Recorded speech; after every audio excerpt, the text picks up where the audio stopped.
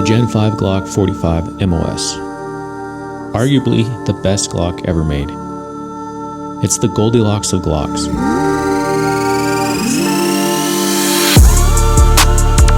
A full-size frame with a compact slide, giving you a just right size daily carry or duty gun. A gun so perfect, but sadly it's being discontinued at the end of November. So here we have it, the Glock 45 MOS. Gen 5 edition. So this is my absolute favorite semi-full-size Glock ever made. This is considered a crossover gun. So what that means is it's the 17 size frame. So you get that nice full-size frame, and then you have the 19 slide. So it's got the shorter slide on the full-size frame, and I really like it. I think the crossover models are just perfect. They fit my hand well. They don't feel too bulky. This gun isn't any new gun. It's been out since 2017, at least the Gen 5 model has. So why are we doing a review on it? Well, because Glock is discontinuing this firearm. The reason they're doing that is Glock's getting sued by actually a lot of different states. It's pretty unfortunate.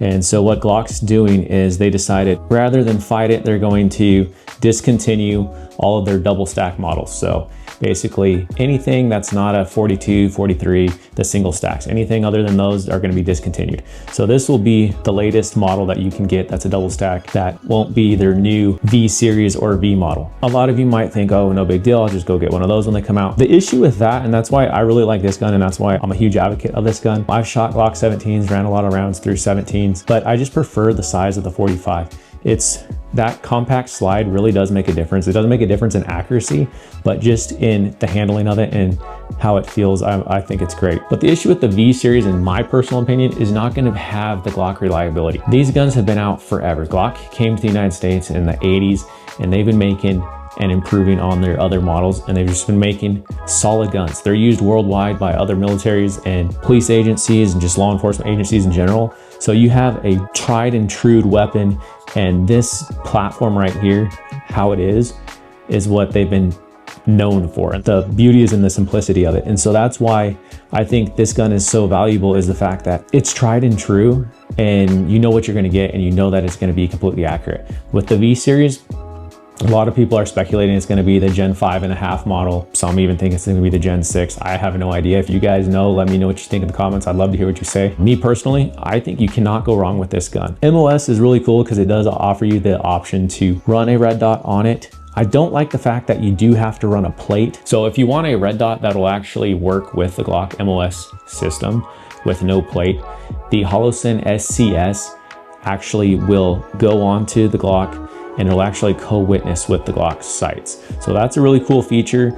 You don't need to have another plate there. That's just an additional point of failure.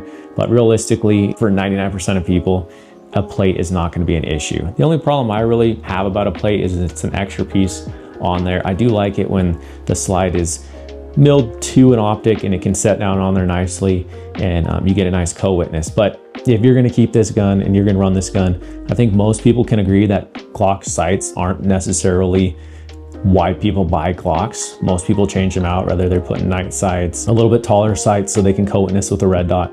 So that's not really the end of the world. A couple features they did change on the Gen 5 model. I like the grip. They did a really nice job adding a little more texture to it. They've been making the Gen 5 since 2017. So it's nothing new, but if you're in the market for one, I like to let you guys know what you're gonna actually get. You do get the flared mag well. That's a nice feature because you can actually just have it from factory with a little more flared than usual. So I do like the fact that they did that. It is not anything special or super wide like a lot of people run with the competition series and stuff like that.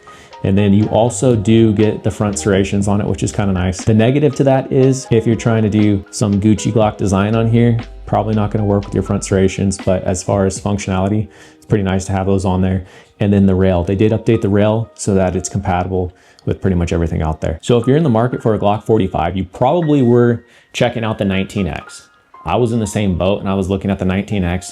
I do really like that FDE, that peanut butter color. It's kind of cool. So the reason I went with the 45 over the 19X is primarily just because of the magwell. It's pretty much the same gun. I mean, there is some features that are a little different because that gun was designed specifically for the military. I wanted the ability to accept a lot of different mags and not have to have a 19X specific mag.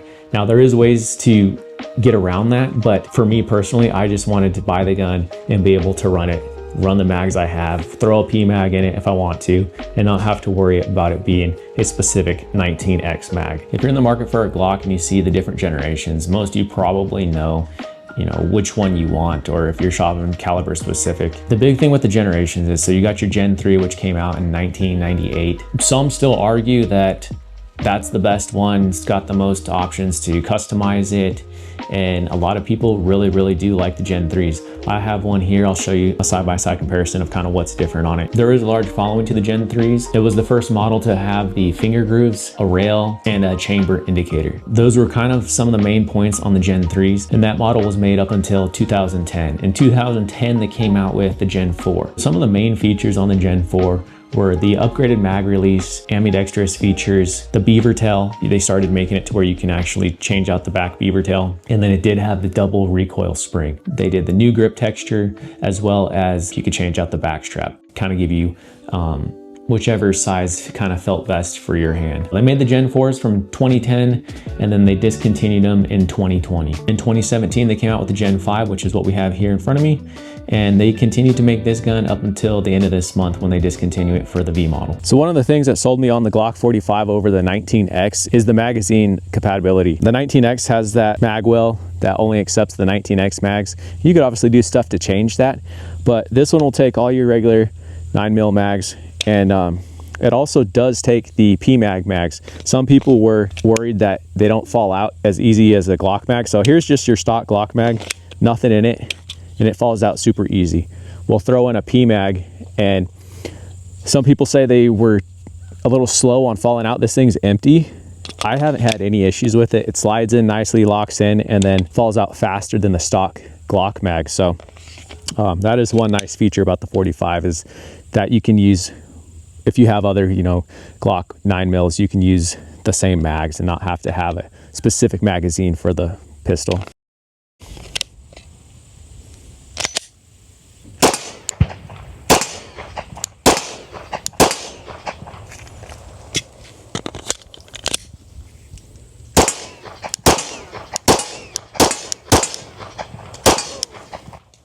Another cool feature is the flared mag well. It's nothing crazy. It's not like a competition mag well or anything, or like an aftermarket one you put on there. But from factory, Glock did flare the mag well a little wider on this 5th gen, which is kind of a nice feature. It helps you get your mag in there a little easier. So I do like that feature. And then the stippling. I really do like the 5th gen Glock grip. And then they notch this to give you a little better grip.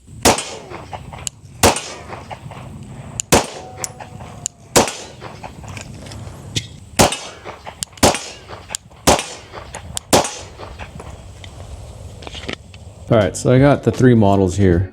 We got the 3, 4, and 5. This is a Glock 22. So this is the exact same size as a Glock 17. It's just in the 40 caliber. We will show you pretty much the size comparison between a Glock 17 and a 45. That right there, that little bit, is what we're talking about when we're talking about these shorter slides. So not really a whole lot, but it just does feel, I don't know, for whatever reason, when I'm holding it, the 45 just, I feel like you get a solid grip on it, and it just feels good in my hands. So that's why I like it. This feels like it's a little far out in front. Still a great gun. As time went on, I really do prefer the 45, and I think it's an awesome size. It's just, I love that crossover size. I mean, to each their own. I don't know if everybody will, but I think you can't go wrong with it. You can see here the 3rd gen, it has the front grips, the finger grooves for your grip, and then it doesn't have the same texture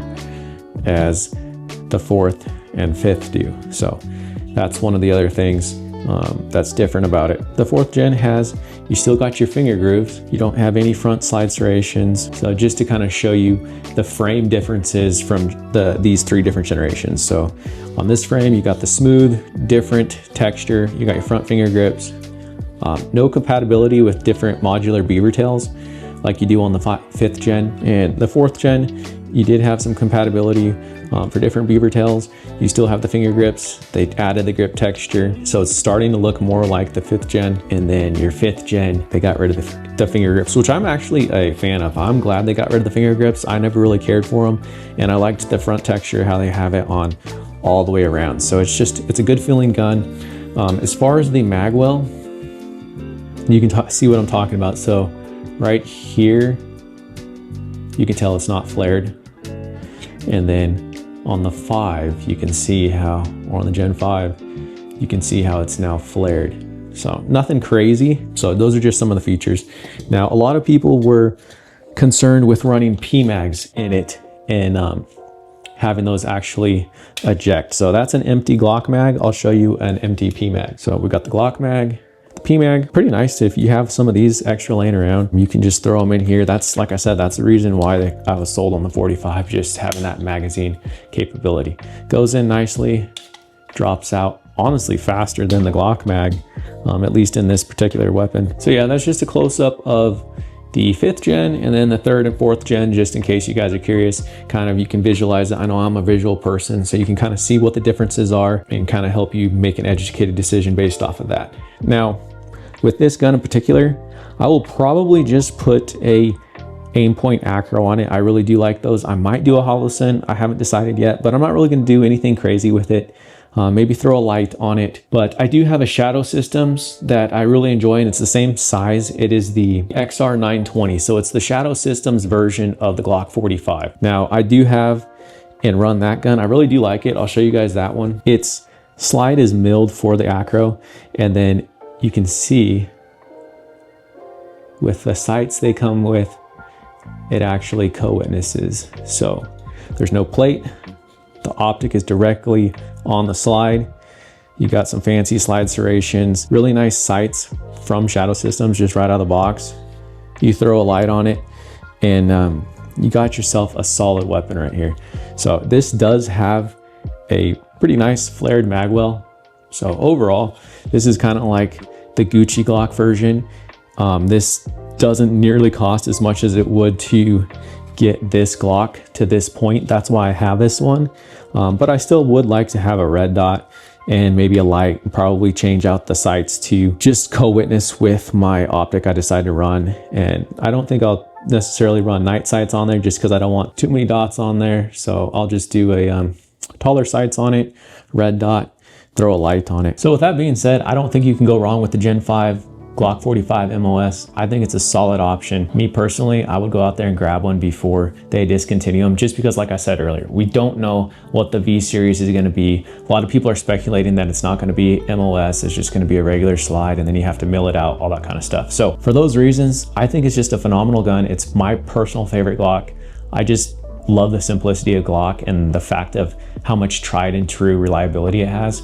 So I don't think you can go wrong with it. I don't think you'll be disappointed if you go out and grab one. I'm honestly sad to see it go, and the fact that it's going to be discontinued. I think it's a very solid option. If you go with the Glock 45 and you want to do all kinds of stuff to it, it's going to get pretty expensive pretty quick. So if you want a Glock 45 size, Glock 19X size, and you want it kind of done out of the box, ready to go, the XR920 is the Glock 45 sized Shadow Systems version. You got all the features you would really want in a decked out Glock. For the price, I don't think you can beat it. To have this kind of slide work done on something like this is not going to be cheap. I don't think you can really go wrong if you want a more tricked out Gucci Glock style gun. I think the Shadow Systems makes a solid choice. I really love this gun.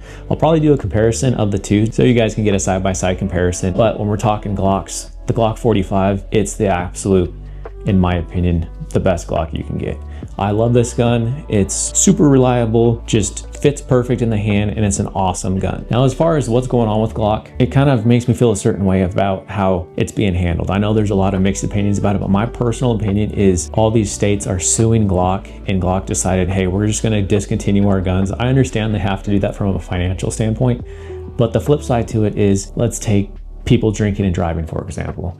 You drink and drive and you injure somebody or do something stupid like that, we're not going out there and we're not suing Ford or GM or Chevy. So, you know, it's like anything else. Once stuff like that starts, I think it's only a trickle down effect. So that kind of scares me. And I feel like it's really, really unfortunate that that kind of stuff is being allowed. As far as Glock and the future of it, I don't know. We'll see what happens with the V series or the V model, whatever they want to call it. Me personally, I'm gonna be a little skeptical, but I do think if you're kind of watching all the stuff that's going on with Glock, I definitely do not think you will be disappointed with this Glock 45. It's a solid weapon. That's pretty much all I got to say about it.